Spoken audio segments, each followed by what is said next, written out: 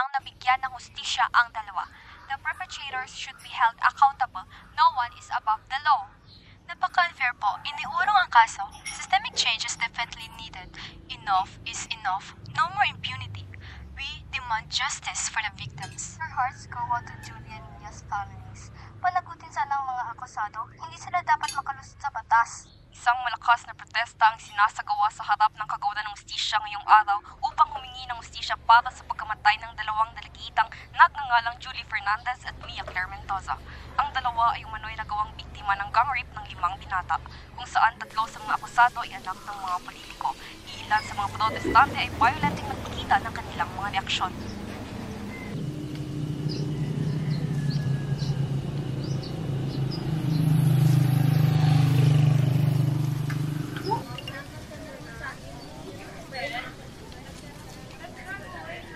Justisya! Justisya! Justisya! Justisya! Justisya! Justisya! Justisya! Justisya! Justisya! Uy, cellphone ko!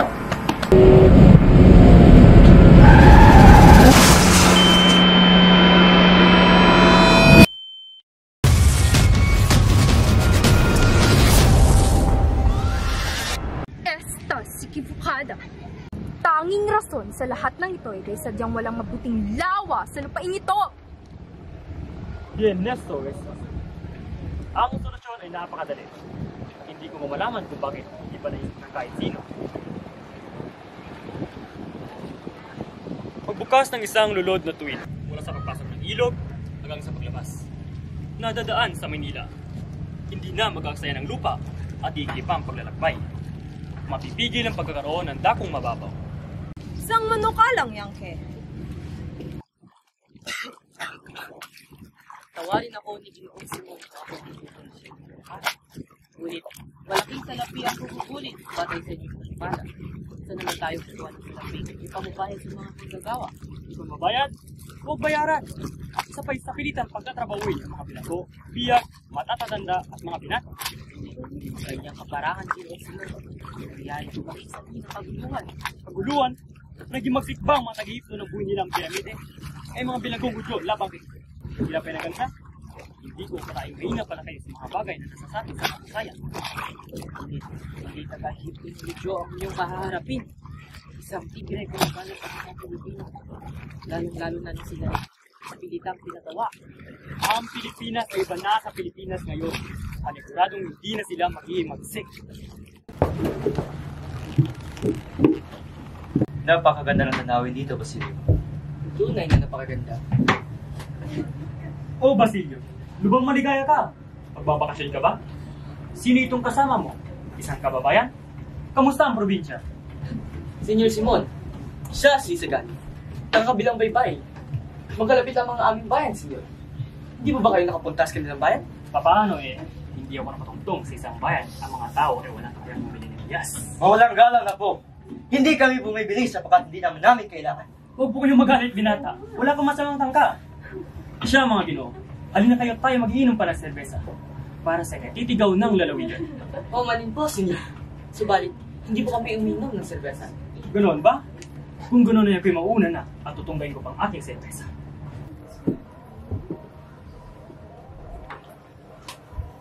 Anong nangyari sa'yo? Napakamapangamo ka ngayon. Taong iyon, nakakasindak siya. Halos nakakatakot. Siniko na kita kanina. Hindi mo ba nabatid ng tawag sa kanya ay Cardinal Moreno? O Eminencia Negra? Ano? Siya? Totoo ba yun?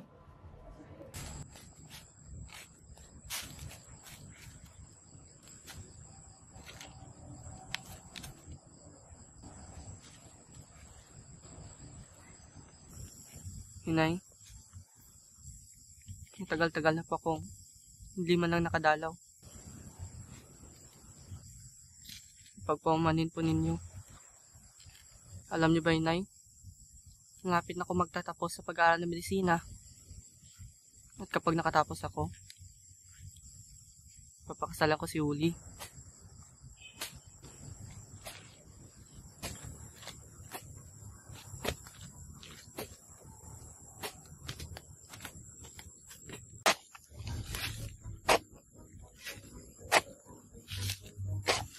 Tinutulungan ko ba kayo, Ginoo?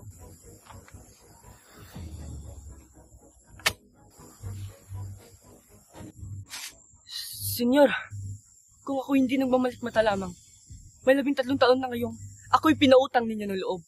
Sa pook ding ito, sa paglilibing sa aking ina. Kaya't labis ako nagagalak na malamang buhay ka pa, senyor. Ikalilgay ko ang matulungan naman kayo. Senyor. Bakit? Sino ba ako sa akala mo? Isang taong labis kong itinagalang. Na inakala ng lahat, napatay na.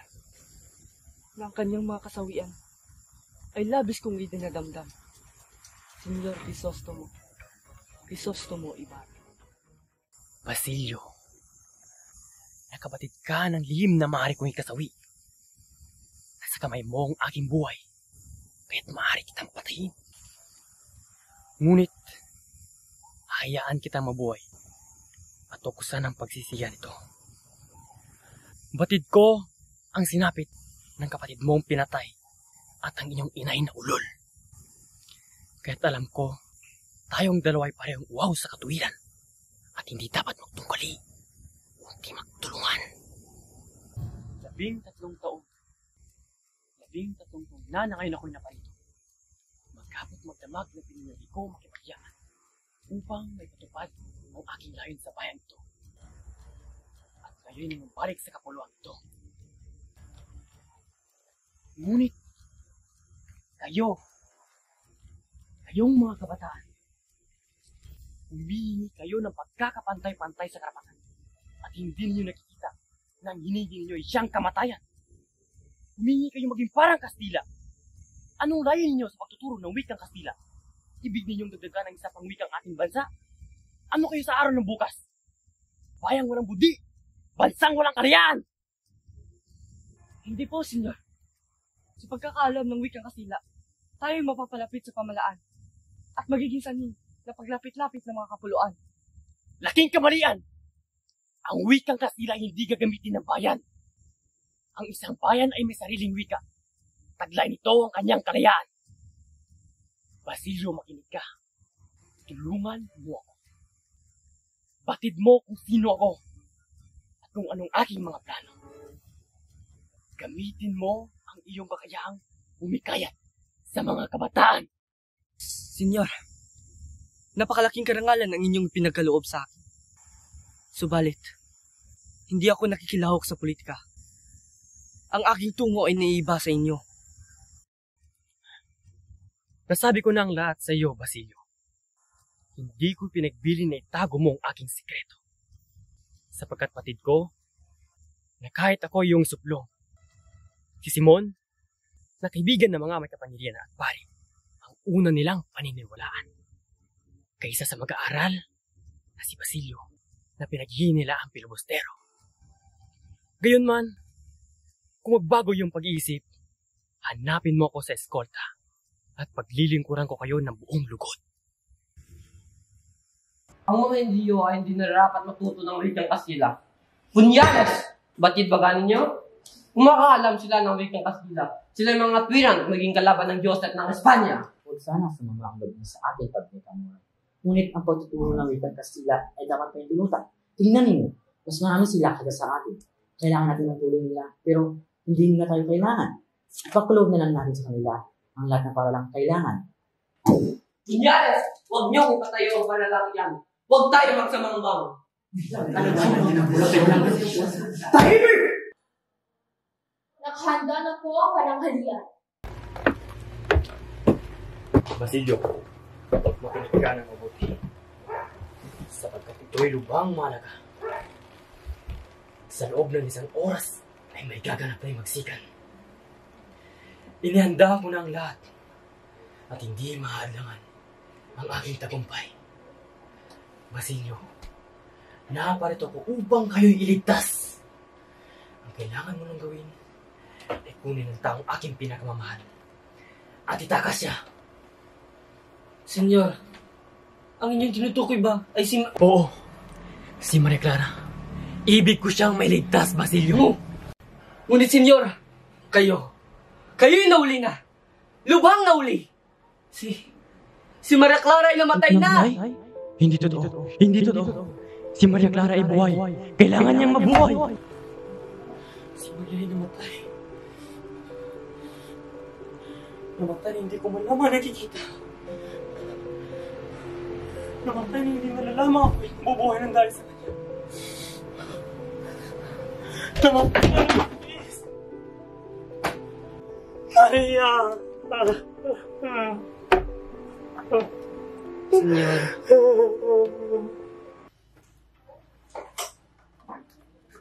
Magandang hapon po, Padre Camora. Naparito po ako ngayon upang humingi po ng tulong tungkol kay Basilio. Ang pinakamamahal mong Basilio, ipapatapon daw. Ano? Si Basilio ipapatapon? Possible! Huwag kang magbiro ng ganyan. Ito hindi isang magandang biro. Hindi ako nagbibiro, Huli.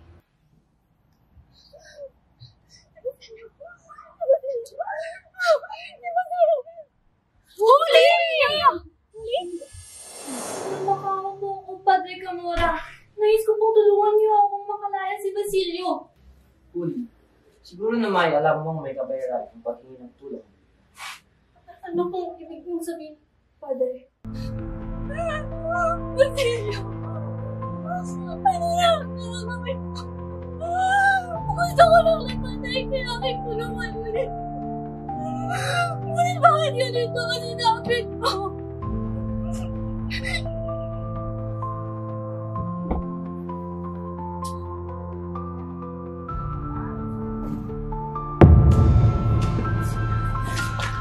Huli! Huli! Huli!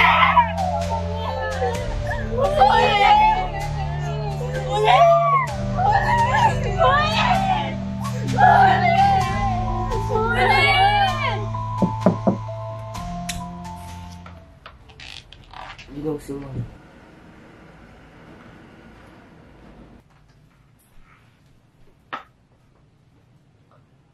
Ako'y hindi masamang anak at kapatid. Nilimot ko ang pagkamatay ng aking ina. At sa pagkakapahirap sa aking kapatid. Tinanggihan ko at hindi ako nakilahok sa inyong mga plano. Ngayon, pinarurusahan ako ng Diyos. Ako'y nakulong. At si Huli ay namatay. Ngayon, ibig ko nang tumulong sa inyo.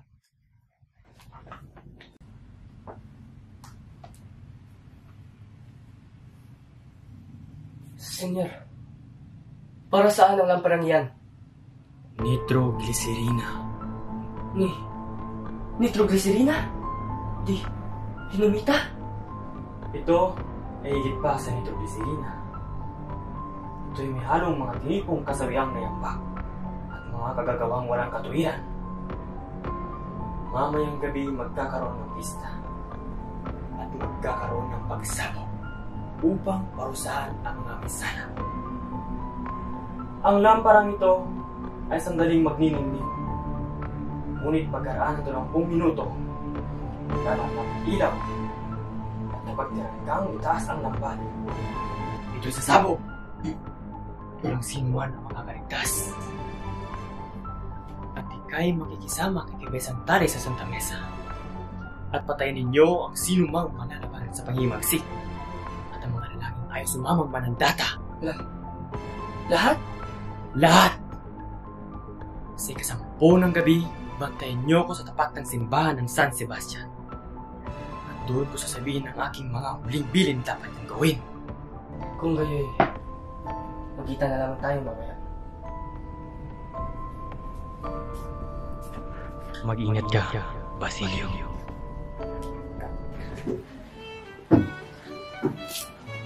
Senyor Simon, mabuti yan. Nakarating ka.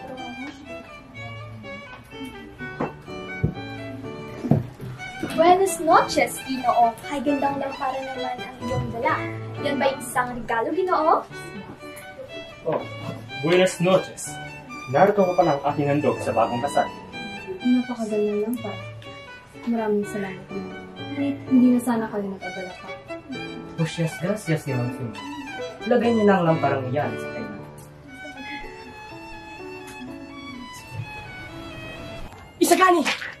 Ano ginagawa mo dito?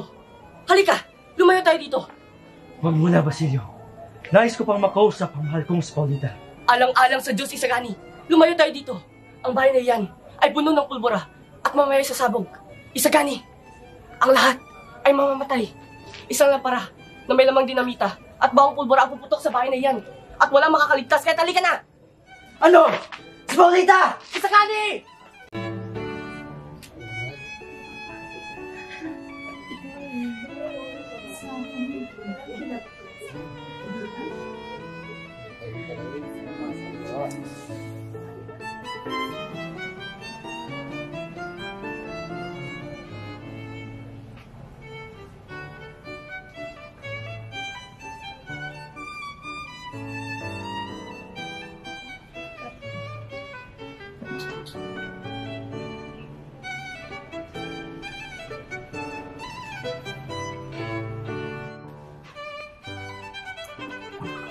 Juan Crisostomo Ibarra, isang filibusteryong patay, walang kwenta! Ang lampara ay nangungulimlim. Bakit hindi mo ito itaas ang timtim, Padre Rene?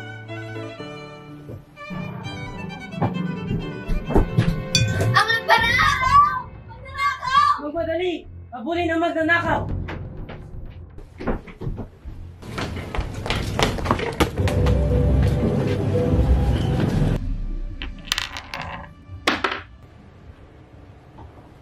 Diyos mio! Ano itong ginagawa ninyo sa inyong sarili? Maghahanap ako ng remedyo. Hindi ko hayang takpin ako.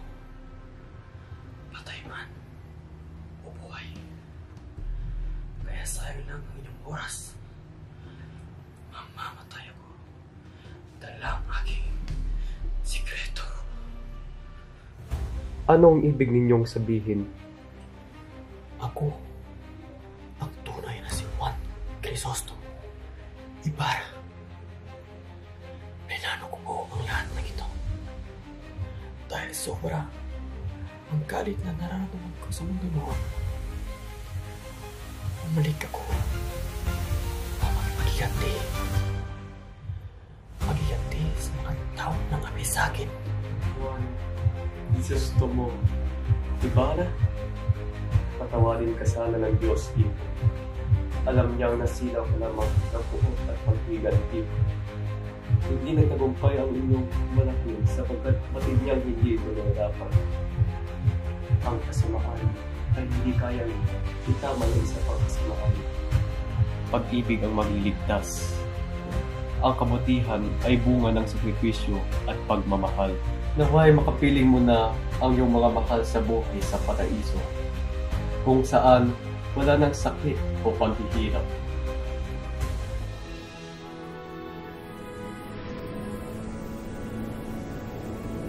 Malibing ka nawa sa kailaliman ng dagat. Ngunit kung dadating ang panahon na kakailanganin ka ng sangkatauhan para sa isang dakilang layunin, ipaintulot ng Diyos na muling lumitaw ka mula sa pusod ng mga alon. Ngunit sa ngayon, manatili ka muna dyan, hindi nakapagbabaluktot ng katarungan, hindi umaakit ng kasakiman.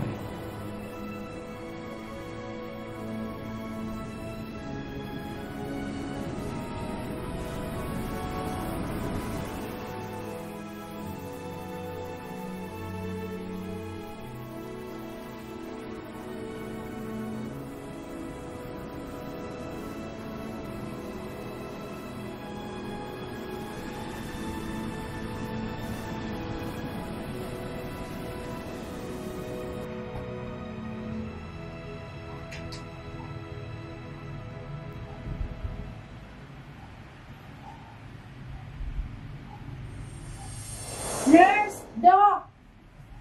Thank you, Lord. Anak, is ka na.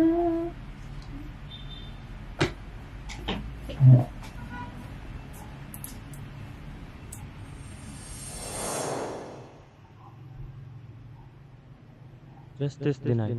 Fernandez Mendoza case closed? No conviction secured against perpetrators? Huh?